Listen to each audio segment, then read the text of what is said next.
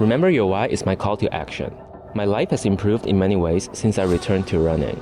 I feel peaceful when I put on my shoes. As fresh air fills my lungs and I run into the trails, I'm basked in a sense of clarity when surrounded by nature.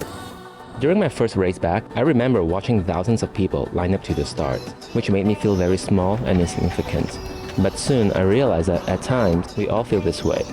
In that moment, I suddenly felt connected to everyone, and I was reminded that no one should ever feel the need to hide who they are.